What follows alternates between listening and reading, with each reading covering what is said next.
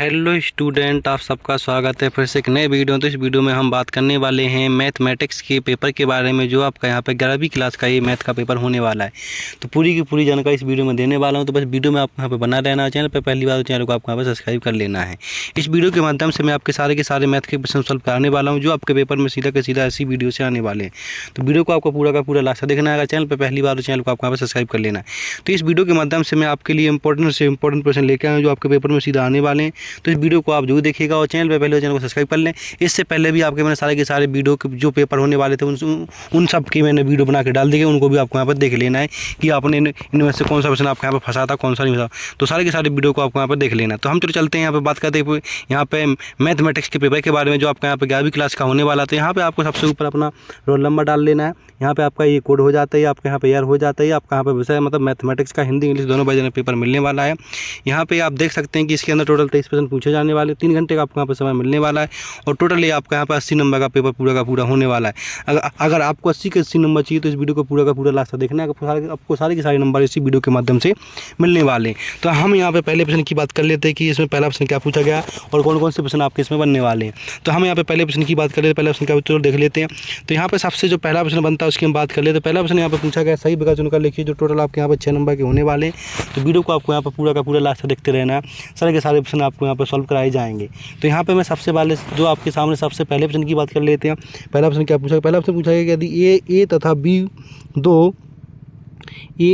B दो समुच्चय हैं और n = P n b = Q हो, तो n a मल्टीप्लाई b = क्या होगा? तो यहाँ पे PQ मल्टीप्लाई PQ हो जाएगा। तो इस तरह से आपको इसको पूरा का पूरा यहाँ पे कर लेना। तो आपको यहाँ पे जो पहला ऑप्शन पूछा गया है वहाँ पे आपको इसमें ऑप्शन डी लगा लेना। तो पहले का आंसर आपका यहाँ पे डी हो जाएगा। दूसरे में पूछा गया है कि किसी समुच्चय 1 2 3 4 5 6 के उप समुच्चयों की संख्या होगी। तो यहाँ पे क्या होगी? 8 16 32 64। तो क्या हो जाएगी? यहाँ पे 64 हो जाएगी। तो ऑप्शन डी इसमें भी लगा देना है। प्रश्न नंबर आपसे तीसरा पूछा गया है कि किसी धन पूर्णांक n के लिए इस तरह का फॉर्मूला दे रखा है, तो इसका आंसर क्या हो जाएगा? तो यहाँ पे आपको यहाँ पे ये पे क्लिक करें तो ये किसका आंसर पूरा का पूरा यहाँ पे हो जाएगा। अब हम बात कर लेते हैं प्रश्न नंबर 4 की। प्रश्न नंबर 4 में पूछा गया है कि यदि x + 5, x - 2 = 7 - 5, तो x - y का मान क्या होगा? तो यहाँ पे आ जाएगा आपका -5। तो ऑप्शन इसका बी हो जाएगा चौथे का। प्रश्न नंबर 5 में पूछा गया है कि उस रेखा का ढाल जो धन x अक्ष से 60 डिग्री का कोण बनाती है वो क्या होती है? तो यहाँ पर हो जाएगा √3। तो ऑप्शन ए लग जाएगा प्रश्न नंबर 5 का। इसके बाद प्रश्न नंबर आपसे यहाँ पे पूछा गया 6, इसमें पूछा गया यदि इस तरह की इक्वेशन दे रखी है तो यहाँ x और y वास्तविक संख्याएं क्या होंगी? तो यहाँ पे आपको कर देना ऑप्शन बी, जहाँ पे 11 आपका यहाँ पे आंसर हो जाएगा। तो इस तरह से आपके पूरे के पूरे सही विकल्प थे वो पूरे के पूरे यहाँ पे हो गए। इनको आपको यहाँ पे अच्छे से याद कर लेना। अब हम बात कर लेते हैं यहाँ पे आपके सामने प्रश्न नंबर दूसरे की। तो प्रश्न नंबर दूसरा पूछा गया, उसकी हम यहाँ पे बात करें। प्रश्न नंबर दूसरे पूछा गया रिक्त स्थान भरिए, जो टोटल आपके यहाँ पे 6 नंबर के होने वाले हैं।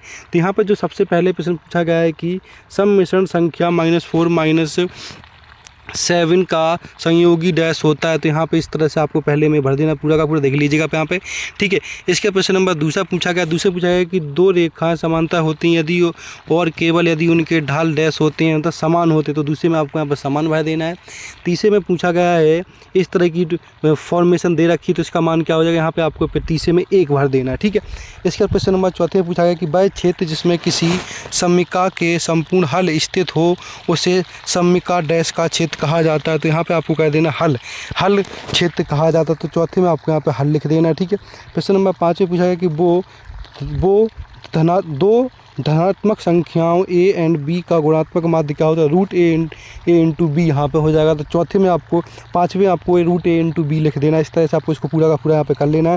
प्रश्न नंबर 6 देख लीजिए। प्रश्न नंबर 6 में आपको यहाँ पे भर देना है n। 6 में क्या भर देना है? आपको यहाँ पे n भर देना। तो इस तरह से आपको पूरा का पूरा n+2 भर देना है 6 वाले में। तो इस तरह से आपके पूरे के पूरे यहाँ पे रिक्त स्थान हो जाते हैं, जिनको आपको यहाँ पे अच्छे से इनको याद कर लेना है। अब हम बात कर लेते हैं प्रश्न नंबर आपके सामने थर्ड की, जिसमें आपसे पूछा गया है कि सत्य असत्य भर के लिखिए टोटल। तो यहाँ पे आपको क्वेश्चन नंबर 30 में सत्य असत्य लिखने हैं, जो टोटल आपके यहाँ पर 6 नंबर के होने वाले हैं। तो इनको देख लीजिएगा। तो पहला इसमें प्रश्न पूछा गया, उसकी यहाँ पर बात कर लेते हैं। तो देख लीजिएगा, सबसे जो पहला प्रश्न पूछा गया है, इसमें लिखा है कि किसी समीका के दोनों पक्षों को समान धनात्मक संख्या से गुणा या भाग किया जा सकता है। सही है, गलत तो आपके यहाँ पर सत्य हो जाएगा पहला। दूसरा पूछा गया है कि 3 बिंदु ए बी और सी सारेख होते हैं यदि और केवल यदि बी ए बी की ढाल इक्वल टू बी सी की ढाल। सत्य है या असत्य, तो आपके यहाँ पे सत्य हो जाएगा दूसरा भी। तीसरा पूछा गया, तीसरे देख लीजिए, फॉर्मूला दे रखा है, फॉर्मूला सही है गलत है, तो ये फॉर्मूला एकदम आपके यहाँ पे सत्य है। क्वेश्चन नंबर 4 में हमें आपके सामने एक आंकड़े दे रखी, इन आंकड़ों के लिए, इन आंकड़ों के माध्यम से आपको इसकी माध्यिका का मान निकालना है, सत्य या असत्य है, तो ये आपके यहाँ पे असत्य हो जाएगा। 18 इसका माध्यिका नहीं होगी, ठीक है। क्वेश्चन नंबर 5 में बिंदु दे रखे, इन बिंदु पे आपको देखना है ये लिस्टेड है या नहीं है, तो ये भी आपका क्वेश्चन नंबर 5 भी असत्य हो जाएगा। इसके क्वेश्चन नंबर आपसे 6 पूछा गया, जिसमें ए बी की घातांकों का योग n होता है, सत्य या असत्य, तो ये आपके यहाँ पर सत्य हो जाता है। इस तरह से आपके पूरे के पूरे यहाँ पर सत्य असत्य हो जाते हैं। इनको भी आपको यहाँ पर ध्यान से अच्छे से कर लेना, जो आपके पेपर के लिए बहुत ही महत्वपूर्ण होते हैं। तो जितने प्रश्न कराए जा रहे हैं वो सारे के सारे प्रश्न महत्वपूर्ण हैं, उन सबको आपको अच्छे से कर लेना है। अगर आप चैनल पर पहली बार, चैनल को आप सब्सक्राइब कर लेना, वीडियो को ज़्यादा से ज़्यादा शेयर कर देना। अब हम बात कर लेते हैं प्रश्न नंबर 4 की। प्रश्न नंबर 4 में क्या पूछा गया, तो प्रश्न नंबर 4 में पूछा गया है कि सही जोड़ी मिलाकर लिखिए, जो टोटल आपकी यहाँ पर 6 नंबर की होने वाली हैं। इसने ये आपकी जो सही जोड़ी है वो टोटल आपकी 7 नंबर की होने वाली है। तो सारी की सारी मैचिंग यहाँ पे कराने वाले, तो बस वीडियो में आपको बना रहना, वीडियो को ज़्यादा से ज़्यादा आपको शेयर कर लेना है। तो यहाँ पर जो सबसे पहले वाला, तो यहाँ पर सबसे पहले वाला किससे मिलने वाला है, सबसे पहले वाला आपको यहाँ पे ई से मिला देना है। इसके बाद दूसरा वाला है, तो दूसरा वाला आपको यहाँ पे एफ से मिला देना है। तीसरा वाला आपको यहाँ पे एस से मिला देना है, ठीक है, तीसरा एस से मैचिंग हो जाएगी। चौथा आपका यहाँ पे सी से